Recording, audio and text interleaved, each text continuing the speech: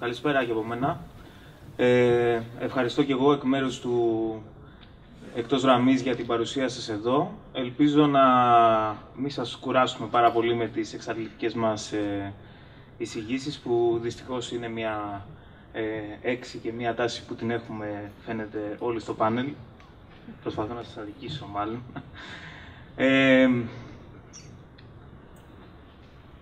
Στην αυγή του 16ου αιώνα, σε μια από τις πολλές διπλωματικές του αποστολές, ο φλωρεντίνος διπλωμάτης Νικολό Μακιαβέλη θα βρεθεί δίπλα στο Καίσαρα Βοργία.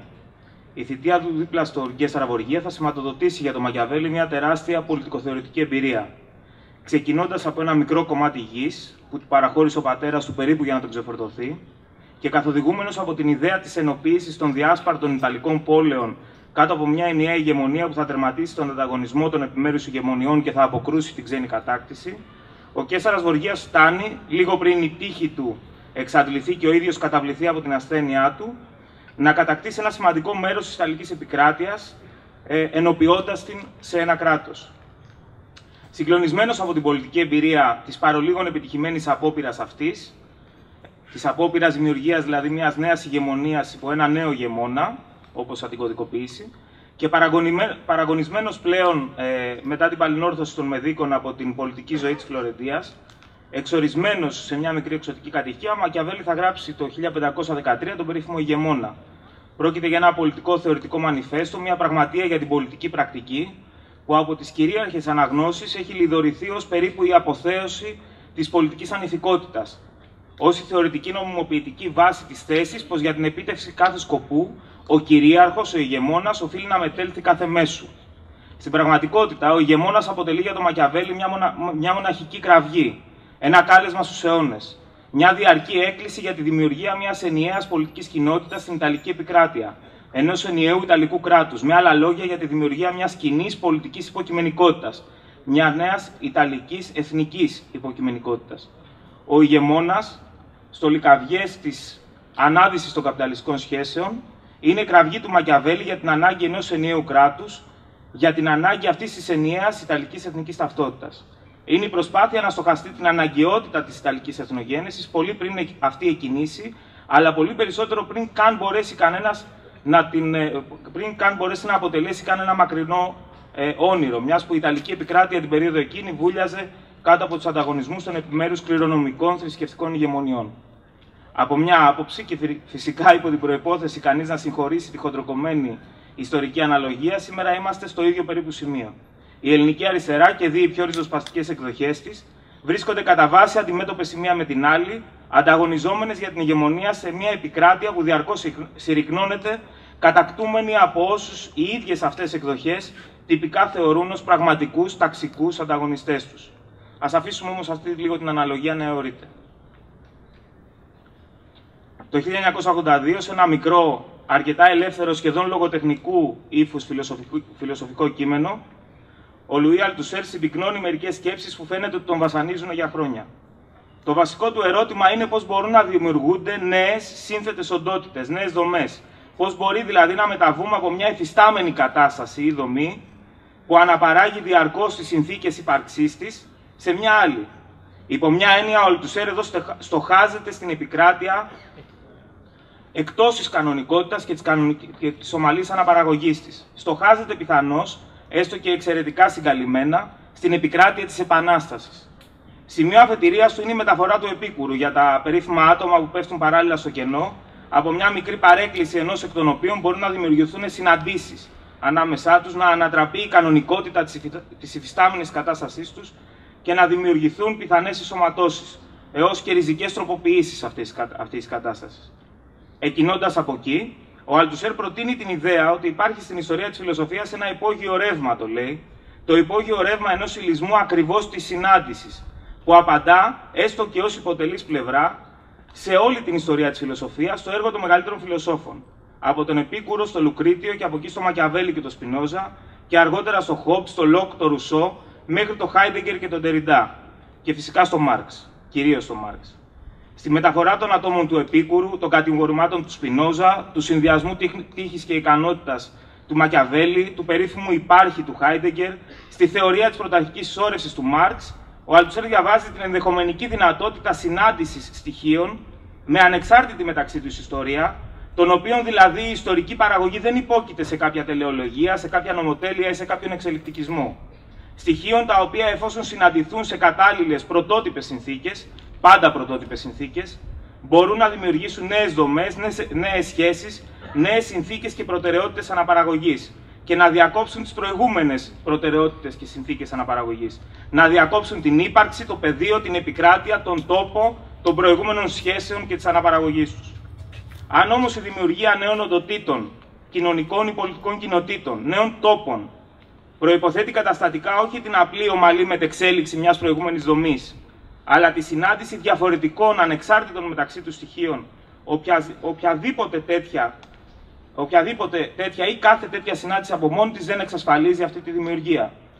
Γιατί, λέει ο Αλτουσέρ, η συνάντηση των στοιχείων αυτών μπορεί να μην δέσει, μπορεί να μην έχει διάρκεια, να μην σηματοδοτήσει την ανάδυση καμιάς νέας υποκειμενικότητας, μιας νέας δομής σχέσεων, που μέσα από αυτή τη συνάντηση παλεύει να γεννηθεί. Να μην παράξει κανένα νέο τόπο που θα αναπαράγει τις ιδιαίτερες δικές του προσίδιες, θα τις έλεγε ο ίδιος, δραστικότητες σε μια ριζική τομή με τις προηγούμενες. Αν όμως είναι έτσι, τότε το ερώτημα είναι πώς αυτή η εν πολλοίς ενδεχομενική, αν όχι εντελώς τυχαία συνάντηση, μπορεί να σταθεροποιηθεί. Πώς μπορεί να δέσει. Πώς δύναται δηλαδή να διαρκέσει και εν τέλει να αναπαραχθεί.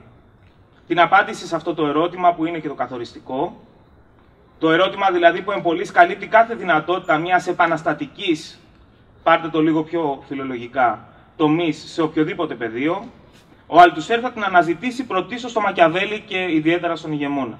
Εκεί, στο συνδυασμό ανάμεσα στη φορτούνα και τη βιρτού, στην τύχη και την ικανότητα του ηγεμόνα, στις ευνοϊκές περιστάσεις και την υποκειμενική του παρέμβαση, στη συνάντηση των υφιστάμενων ηγεμονιών των τόπων και την ανάδυση της ιδιαίτερης υποκειμενικότητας της νέας ηγεμονίας, στη συνένωση των Ιταλικών πόλεων και την ανάδυση της νέας εθνικής Ιταλικής πολιτικής υποκειμενικότητας, ο Αλτουσέρ θα διαβάσει στο Μακιαβέλη ακριβώς τον τρόπο η ενδεχομενική αυτή συνάντηση να δέσει, το δυνάμει αποτέλεσμά της να υπάρξει, το νέο, τη δυνατότητα του οποίου απλώς επισημαίνει, να αναδυθεί.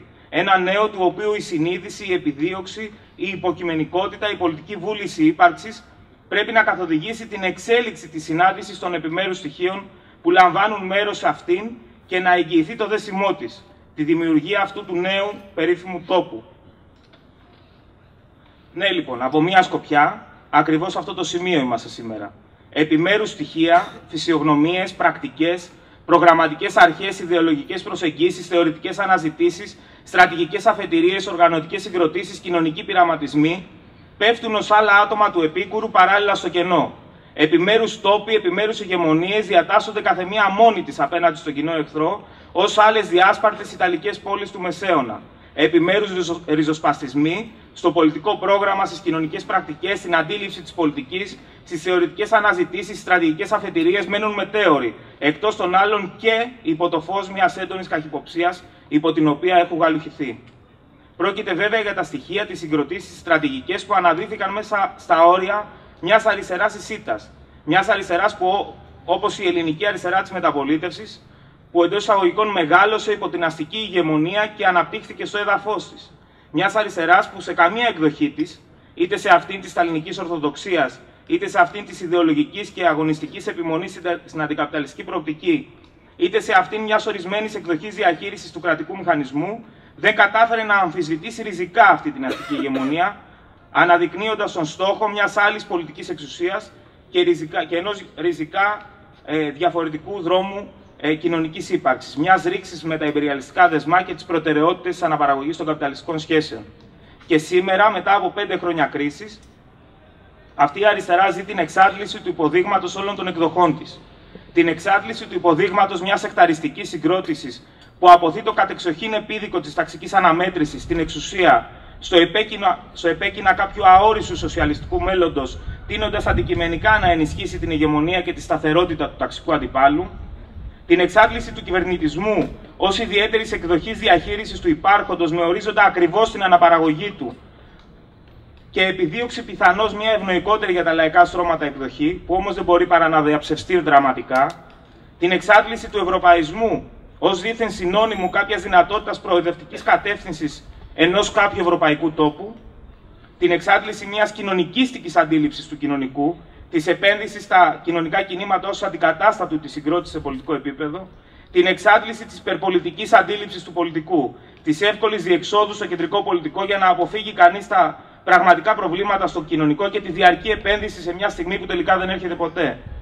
Την εξάντληση της μεταπολιτευτικής κοινωνικής ισορροπίας εντός εισαγωγικών, που προσέφερε ως ελάχιστη αφετηρία για το μεγαλύτερο μέρος της μεταπολιτευτικής αριστεράς τη δυνατότητα μιας σχετικά κανονικής αναπαραγωγής της πλειοψηφίας των μη εργατικής προέλευσης πια φορέων της.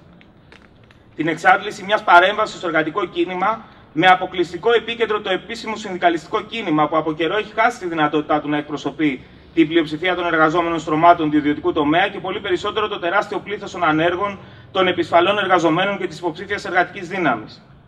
Την εξάντληση μιας θεώρησης της ηγεσίας με όρους αποκλειστικά πολιτικοθεωρητικής συγκρότησης και πολιτικής εμπειρίας, που εξοβελίζει το ερώτημα της κοινωνικής ένταξης υπέρ κάποιου κομματικού μηχανισμού που θα αναλάβει το βιοπορισμό της. Την εξάντληση της θεώρησης της νεολαίας βασικά ως πεδίο αναπαραγωγής και στρατολόγησης μιας αναγκαίας πολιτικής προπαίδειας για την ισότιμη πολιτική ένταξη στον πολιτικό οργανισμό της αριστεράς και τις αποφάσεις του. Και σήμερα είναι αλήθεια, βρισκόμαστε εν μέσω αυτής της εξάντλησης, έπειτα από μια ακόμα ευκαιρία που χάθηκε, τροποποιώντας εκ νέου αρνητικά τον πολιτικό συσχετισμό δύναμης, κάνοντας το σημείο αφετηρίας μας χειρότερο από κάθε άλλη στιγμή του μεγάλου πολιτικού εξεγερσιακού κύκλου της τελευταίας πενταετίας, να υποδεικνύει περιπεκτικά το ερώτημα της δυνατότητας να ξεπεράσουμε την κατάσταση που σήμερα έχουμε βρεθεί. Όλες και όλοι μας. Όμως, την ίδια στιγμή, η κρίση αντικειμενική και υποκειμενική, που σήμερα λαμβάνει δραματικές διαστάσεις, είναι που δίνει και τις περισσότερες από ποτέ δυνατότητες. Γιατί μας φέρνει αναπόφευκτα αντιμέτωπους, ακόμα και τώρα, με το κεντρικό ταξικό διακύβευμα. Αυτό της δυνατότητας να στρέψουμε την πορεία ενός τόπου προς την κατεύθυνση της αναζήτησης των σύγχρονων όρων μιας στρατηγικής κοινωνικού μετασχηματισμού. Γιατί μπορεί το σχέδιο του ΣΥΡΙΖΑ για μια αριστερή κυβέρνηση να ιτήθηκε και μπορεί πολλοί και πολλές από εμάς εδώ να εκτιμούσαμε ότι κάτι τέτοιο θα συμβεί, λόγω των προγραμματικών και στρατηγικών περιορισμών στους οποίους υπόκειταν, αλλά αυτό δεν σημαίνει ότι κάθε ευκαιρία διεκδίκησης της πολιτικής και της κυβερνητικής εξουσίας υπό ένα ριζοσπαστικό πρόγραμμα ρήξης με τον Ευρωπαϊκό Οικονομικό Μηχανισμό έχει χαθεί. Αντίθετα, παρά το εξαιρετικά κακό εκλογικό αποτέλεσμα, παρά τον κατακαιρματισμό όσων βρίσκονται στον αντίποδα της μνημονιακής επίθεσης και πλέον μοιράζονται τη θέση περί ρήξης με τον ευρωπαϊκό δρόμο, παρά τη νέα ασταθή ισορροπία που διαμορφώνεται προς το παρόν και παρά το γεγονός ότι φαίνεται πως ένας κύκλος, ο δεύτερος του λαϊκού ξεσηκωμού κλείνει, η πολιτική κρίση είναι εδώ και η δυνατότητα ένας τρίτος κύκλος ξεσηκωμού να ανοίξει παραμένει. Μόνο που για να εκμεταλλευτούμε τη σοβούσα πολιτική κρίση πρέπει να κάνουμε το μεγάλο βήμα. Πρέπει, για να πιάσω το νήμα από τα προηγούμενα, να συναντηθούμε. Όχι εφήμερα, αλλά καθολικά. Πολιτικά, στρατηγικά, κοινωνικά, ιδεολογικά, επιτρέψτε μου να πω με μία λέξη, φιλοσοφικά. Πρέπει να επιμείνουμε σε αυτή την καταστατική ανάγκη. Τα επιμέρους στοιχεία που συνιστούμε και που ακόμα και σήμερα, παρά τη μέχρι τώρα εγγραφή τους σε ανεπαρκείς ή λαθεμένες στρατηγικές, εξακολουθούν να περιλαμβάνουν εξαιρετικά σημαντικές ριζοσπαστικές παρακαταθήκες, πρέπει να συναντηθούν ως αναγκαίες αφετηρίες μιας νέας ριζοσπαστικής υποκειμενικότητας που πρέπει να προκύψει και που υπό την προϋπόθεσή της και μόνο αυτής μπορεί σήμερα να αναδυθεί μια νέα πολιτική μορφή. Αυτά τα στοιχεία πρέπει να συναντηθούν. Εμείς πρέπει να συναντηθούμε. Και η συνάντησή τους, η συνάντησή μας, πρέπει, για να ξαναθυμηθώ τα προηγούμενα, να δέσει. Και για να δέσει αυτή, για να αναπαραχθεί, θα πρέπει αυτή η ενότητα να επιτευχθεί κάτω ακριβώς από μια κοινά αναδυόμενη ριζοσπαστική υποκειμενικότητα. Πρόκειται για το δικό μας έθνος, με άλλους όρους. Τη συνένωση των διάσπαρτων Ιταλικών πόλεων, την οποία ζήταγε Μακιαβέλη. Και αυτό με τη σειρά του σημαίνει ότι η σημερινή περίοδος, όπως και η οπτική όλων μας, πρέπει να είναι ριζικά αυτοκριτική. Αυτό αντιστοιχεί στη στρατηγική ανεπάρκεια όλων μας απέναντι στις ευκαιρίες που χάσαμε για μια ριζική τροποποίηση του συσχετισμού. Αυτό αντιστοιχεί στην κοινή μας ήττα, παρότι δυστυχώς δεν παλέψαμε όλοι από το ίδιο μετερίζει. Όχι η ευκολία της αυτάρκειας, αυτή δεν αντιστοιχεί στην κατάσταση και δεν αντιστοιχεί και σε εμάς. Όμως, είναι αυτή η υποκειμενικότητα στην οποία αναφέρομαι, αυτή η υποκειμενικότητα που πρέπει να αναδειχθεί, αυτό το εμείς, για το οποίο μιλάμε σήμερα, δεν μπορεί απλώς να αποτελέσει το άθροισμα των υφιστάμενων στοιχείων, ούτε καν των πιο ριζοσπαστικών από αυτά που σήμερα συνθέτουν τους επιμέρους χώρους. Αν θεωρούσαμε κάτι τέτοιο, τότε θα υποτιμούσαμε το βάθος της ανεπάρκειας που έχουμε, τους υλικούς όρους της εξάντλησης των σχεδίων που παίχτηκαν μέχρι σήμερα, μέσα στην κρίση, όσο και πριν από αυτήν για την αριστερά. Θα ήταν σαν να λέγαμε ότι η κοινή μας ήττα ήταν ήττα που πρωτίστως εκπορεύτηκε από εσωτερικά αίτια, από τον πολιτικό ανταγωνισμό μας. Όχι, δεν είναι έτσι. Αν πιστεύαμε κάτι τέτοιο, θα ήταν σαν να θεωρούσαμε το πολιτικό αποκομμένο από την κοινωνία και τους μετασχηματισμούς της. Και η ελληνική κοινωνία είναι μια κοινωνία που μέσα στα χρόνια των μνημονίων έχει υποστεί ραγδαίους μετασχηματισμούς. Εκεί λοιπόν συντίθεται πρωτίστως η ήττα μας και εκεί πρέπει εξίσου να αντιμετωπιστεί. Οι μορφές, οι θεσμοί με τους οποίους μάθαμε μεταπολιτευτικά να οργανωνόμαστε σήμερα είναι ανεπαρκείς. Τι λείπει λοιπόν σήμερα από αυτή τη συνάντηση, ποιος τόπος, ποιο κατηγόρημα σπινοζικό, ποιο στοιχείο δεν είναι εκεί, δεν έχει ακόμα υπάρξει, ποια φυσιογνωμία, πρακτική, ποια απάντηση στην κρίση, ποια αναγκαία στρατηγική αρχή ή προγραμματική αφετηρία είναι αυτή που μέχρι σήμερα δεν έχει προσφέρει η αριστερά και πρέπει να αναδυθεί. Είναι σαφές ότι πολλά λείπουν. Και πιο χαρακτηριστικές περιπτώσεις είναι, ας το ξαναπούμε, ότι η αριστερά ακόμη μεταχειρίζεται τις συνδικαλιστικές ταυτότητες ενός προηγούμενου συσχετισμού. Εγκαλεί το συνδικαλισμένο λαό να αγωνιστεί, όταν η τεράστια πλειοψηφία του δεν είναι συνδικαλισμένη. Τουλάχιστον όχι με τους όρους που το εννοούμε, αλλά ενδεχομένως με άλλους, νέους, μοριακούς πολιτικούς όρους. Και φυσικά η αντίληψη της αριστεράς για την νεολαία, για την οποία μόνο θεωρητικά εκτίμησε ότι βρίσκεται στο επίκεντρο της κρίσης, χωρίς ποτέ να τροποποιήσει τις πρακτικές, τις μορφές οργάνωσής της, την ηθική της εντός εισαγωγικών, για να μπορέσει να εκπροσωπήσει δομικά αυτό ακριβώς που συνιστούσε το γεγονός ότι η νεολαία βρισκόταν σε αυτό το επίκεντρο και τα αποτελέσματα που αυτό είχε. Ότι η κρίση δηλαδή, πριν από την άμεση λιτότητα, στόχευε πρωτίστως στην πειθάρχηση της υποψήφιας μελλοντικής εργατικής δύναμης σε συντριπτικά χαμηλά εργασιακά και μισθολογικά δεδομένα και άρα στη διάλυση κάθε προσδοκίας, ενότητας, συλλογικότητας και δημιουργικότητας. Και ποια μπορεί τελικά να είναι αυτή η ριζοσπαστική υποκειμενικότητα για την οποία μιλάμε, και στη τελική ανάλυση ακόμα χειρότερα, τι μπορεί να λένε όλα αυτά για όσα ζήσαμε τους τελευταίους μήνες και δει αυτό το σύντομο καλοκαίρι του όχι. Σε ένα επίπεδο τυπικής πολιτικής ανάλυσης, όχι πολλά, ίσως τίποτα. Αλλά σήμερα δεν ήρθε κανείς και καμιά εδώ για να πάρει μια έτοιμη γραμμή για αύριο. Τέτοια δεν υπάρχει και όποιος άνθρωπος ή τάση επιδιώκουν να τοποθετήσουν το πρόβλημα με τέτοιους όρους, θα χάσουν. Στρατηγικά. Σήμερα ήρθαμε εδώ για να σκεφτούμε, για να προβληματοποιήσουμε, όπως θα έλεγε ο Φουκώ, την κρίση μας. Όλα αυτά, στα οποία αναφέρθηκα, είναι αυτά που πρέπει σήμερα, όσοι και όσοι είμαστε εδώ, με προεξάρχουσα την νεολαία της κρίσης, να αφήσουμε πίσω. Σήμερα πρέπει να ανασυνθέσουμε τις στρατηγικές, προγραμματικές, ιδεολογικές, κοινωνικές, κομματικές και πρακτικές αρχές μιας σύγχρονης ριζοσπαστικής αριστεράς, ξεκινώντας από λίγο πιο πίσω, αλλά εκμεταλλευόμενοι την εμπειρία των λαθών μας. Εκμεταλλευόμενοι τη ριζική αυτοκριτική, στην οποία πρέπει όλες οι εκδοχές να προβούν, ακριβώς γιατί το πολιτικό υπόδειγμα καθενός ξεχωριστά, αλλά και όλων μαζί, αποδείχθηκε ανεπαρκές, όχι για επαναστατικές τομές, αλλά για να συγκροτήσει έστω την αναγκαία αφετηρία, ώστε το αύριο να είναι πάλι λιγότερο προβλέψιμο. Όλα αυτά λοιπόν μπορεί να μην λένε τίποτα στο επίπεδο της τακτικής ανάλυσης, λένε όμως κάτι για την επίμονη προσπάθεια ανακατασκευής του εμείς της ρήξης, όπως ορίξαμε την επιδίωξη της σημερινής μας συνάντησης. Το νέο εμείς, η νέα πολιτική μας κοινότητα, η συνάντηση που απαιτείται για να την πυροδοτήσει, η ριζική αυτοκριτική και άρα η ικανότητα ανάδυσης μιας νέας ριζοσπαστικής υποκειμενικότητας δεν θα προκύψει εύκολα. Αυτό πρέπει να το ξέρουμε. Και λένε ότι η αναγκαία αφετηρία βρίσκεται στη μετοπική συνάντηση αυτών των θραυσμάτων, σε μια διαρκή πάλι για την ηγεμονία στο έδαφος της επικράτειας ενός σχεδίου ρήξης. Αυτό σημαίνει ότι πριν απ' όλα πρέπει σήμερα να συναντηθούν τα ρεύματα που περιλαμβάνουν τα πιο ριζοσπαστικά στοιχεία που έχουμε κατακτήσει σε μια μεγάλη ενιαία πολιτική και κοινωνική μετοπική διεργασία. Τα ρεύματα είναι γνωστά, ας μην τα επαναλάβουμε. Πρέπει να επιλέξουμε τη δύσκολη αυτή οδό αυτής της ισότιμης μετοπικής συνεργασίας, με προγραμματική αφετηρία και αφήγηση τη ρήξη με τον ευρωπαϊκό δρόμο.